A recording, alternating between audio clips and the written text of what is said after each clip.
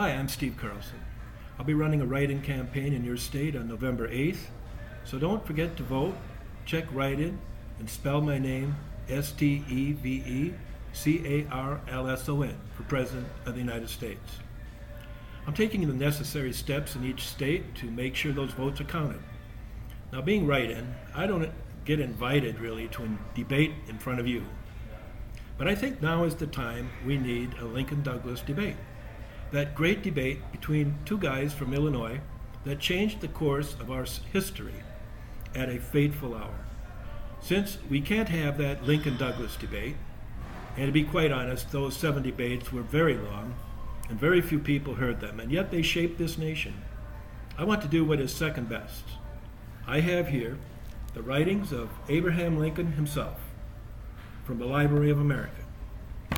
Now, for those of you who don't know, the greatest example in American history of the need for third parties is, well, Abraham Lincoln. Over here in Wisconsin, I'm in Minnesota, a product of the Minnesota Independence Party, before its major party status was squandered by poor leadership. But in Ripon, Wisconsin, a great third party came on the scene, called the Republican Party. And Abraham Lincoln made it great. Don't get me wrong, though. It didn't stay great. After he was assassinated, it was taken over by radical Republicans who basically destroyed the civil order through Reconstruction, taking over the South, taking the right to vote away from the people, and putting the U.S. military in charge. Actually, military occupation of an entire section of the nation. But I want to show you an earlier time, a hopeful time, in which Lincoln called this the Christian era. He obviously thought that Christendom was a good thing and had produced this existence, as he calls it, in this passage. And I want to read this to you as a description of America being great. We want to make America great again, and I thank Donald Trump for his leadership in identifying this goal.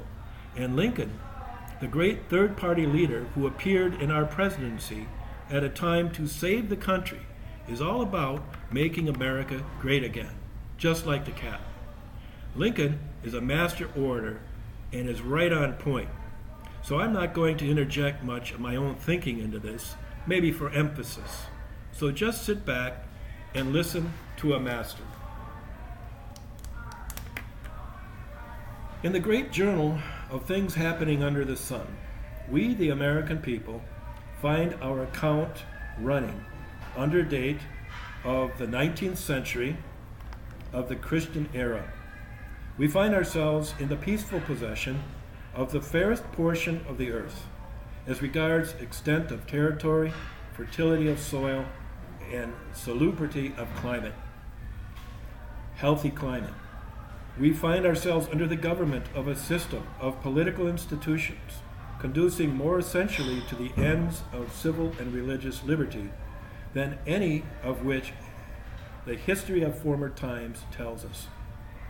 We, when mounting the stage of existence, found ourselves the legal inheritors of these fundamental blessings.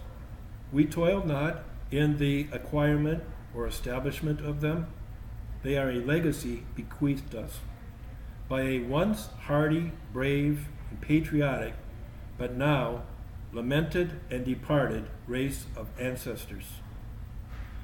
Theirs was the task, and nobly they performed it, to possess themselves, and through themselves, us, of this goodly land, and to uprear upon its hills and its valleys a political edifice of liberty and equal rights. 'Tis ours only to transmit these, the former unprofaned by the foot of an invader, the latter undecayed by the lapse of time and untorn by usurpation, to the latest generation that fate shall permit the world to know. This task of gratitude to our fathers, justice to ourselves, duty to posterity, and love for our species in general, all imperatively require us faithfully to perform, to vote, to lead, and to govern. How then shall we perform it? At what point shall we expect the approach of danger? By what means shall we fortify against it, against danger? Shall we expect some transatlantic military giant to step the ocean and crush us at a blow? Never, says Lincoln. All the armies of Europe, Asia, and Africa combined, with all the treasure of the earth, our own excepted, in their military chest, with a Bonaparte for a commander, could not by force take a drink from the Ohio River, or make a track on the Blue Ridge in a trial of 1,000 years, says Lincoln. At what point, then, is the approach of danger to be expected?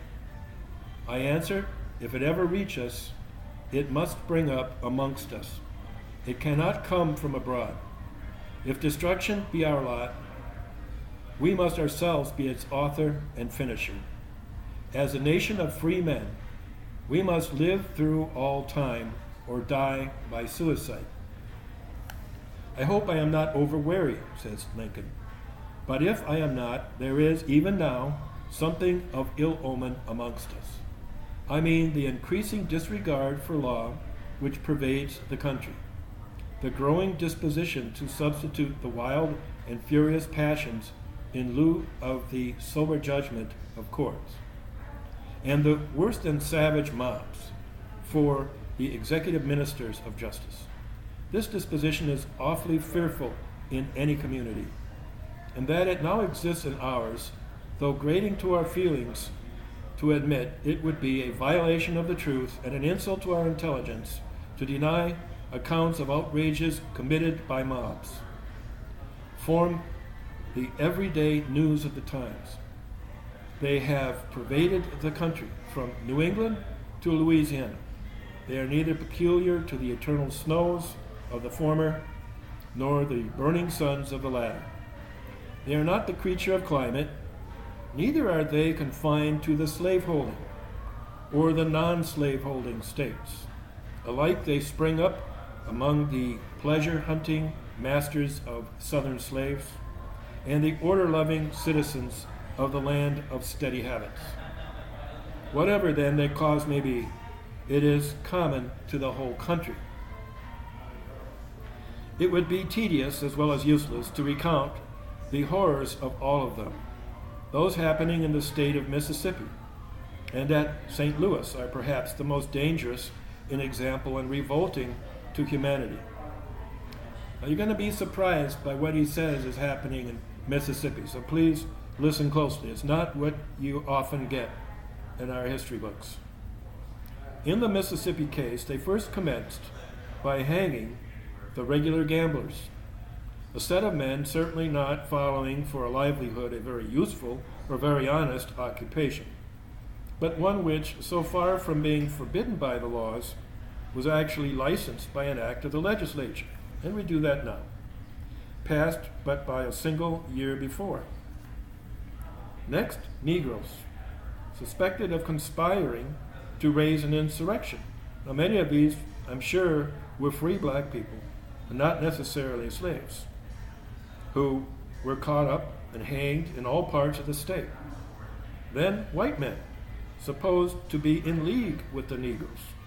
And finally, strangers from neighboring states, going thither on businessmen, were in many instances subjected to the same fate. Thus went on the process of hanging, from gamblers to Negroes, from Negroes to white citizens, and from these to strangers, till dead men were seen literally dangling from the boughs of trees upon every road side, and in numbers almost sufficient to rival the native Spanish moss of the country as a drapery of the forest. Many might have heard Strange Fruit by Billie Holiday. That's what this was, strange fruit. And it was all manner of men, businessmen, gamblers, who were hanged to create this native Spanish moss. Turn then to the horror-striking scene at St. Louis. Single victim was sacrificed there. His story is very short and is perhaps the most highly tragic of anything of its length.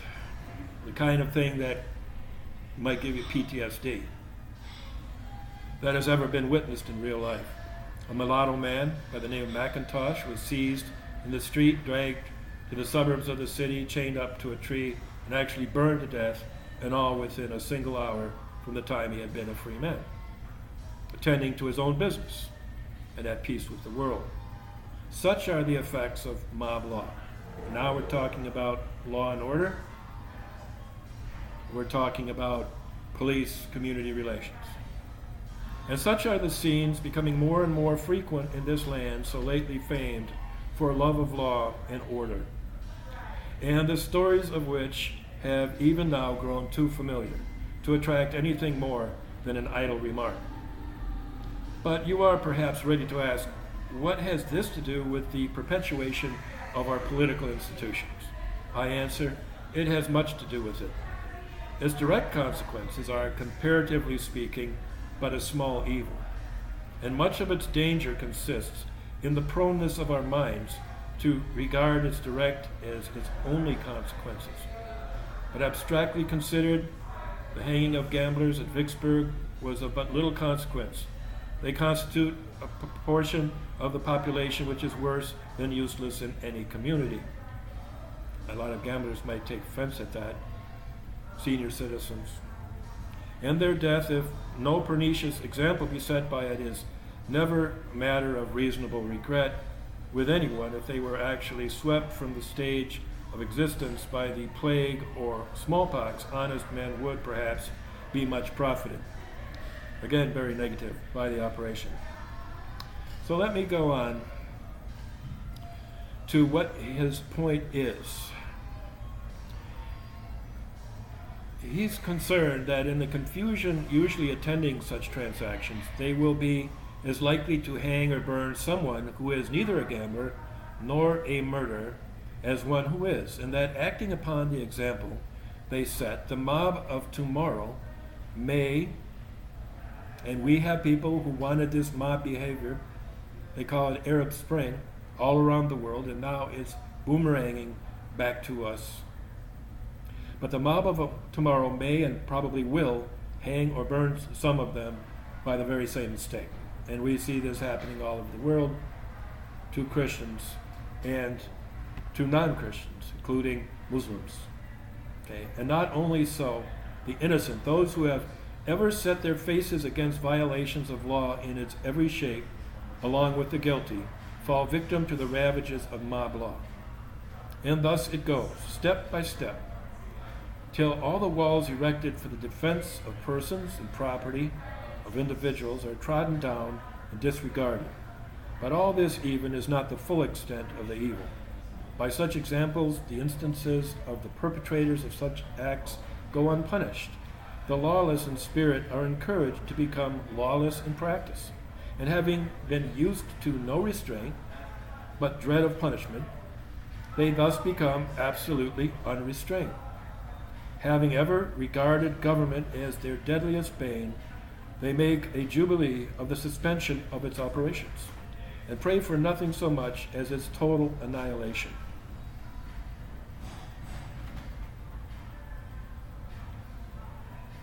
While on the other hand, good men who love tranquility, who desire to abide by the laws and enjoy their benefits, who would gladly spill their blood in the defense of their country, seeing their property destroyed, their families insulted, and their lives endangered, their persons injured, see nothing in prospect that forebodes a change for the better, becoming tired of and disgusted with a government that offers them no protection, and are not much averse to a change in which they imagine they have nothing to lose.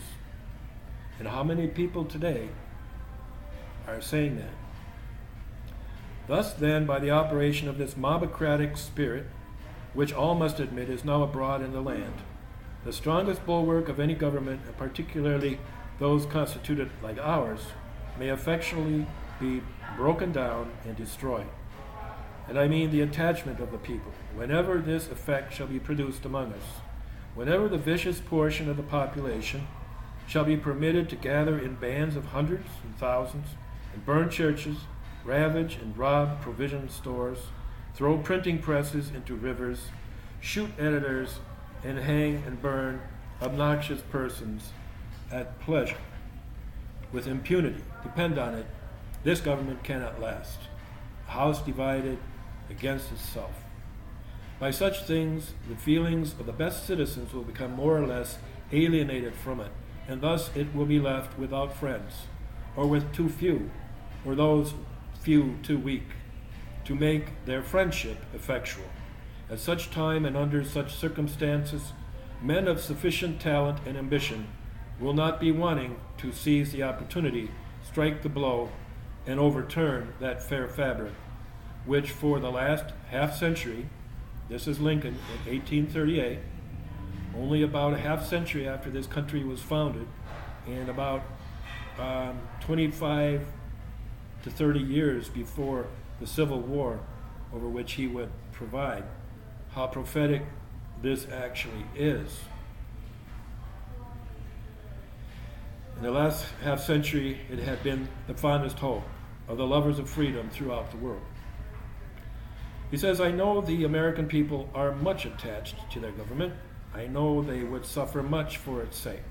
I know they would endure evils long and patiently before they would ever think of exchanging it for another. Yet notwithstanding all this, if the laws be continually despised and disregarded, as some feel they are now, if their rights to be secure in their persons and property are held by no better tenure than the caprice of a mob, the alienation of their affections from the government is the natural consequence. And to that, sooner or later, it must come. Here, then, is one point at which the danger may be expected. And the question recurs, how shall we fortify against it? So that's Abraham Lincoln. Abraham Lincoln, a third-party candidate for president, who appeared, and this was, I believe he was just in the Illinois legislature. He took on leadership. His first race, he said, even if you don't put me in office, I will be in the background, and will be working basically to make this country work, to make this country great again. And that's what I want to do. This is not fear-mongering. This is not simply talking about law and order, suppression, but it's simply putting in front of every person in this country, no matter what position they may think that they have in our society. Maybe they're satisfied with it, maybe they're not satisfied with it, but we have something in common that we want to remain friends. We need to be strong enough that our friendship can restore and keep this country. And many people think that in the campaign for president that's being portrayed in the media, that friendship is not there.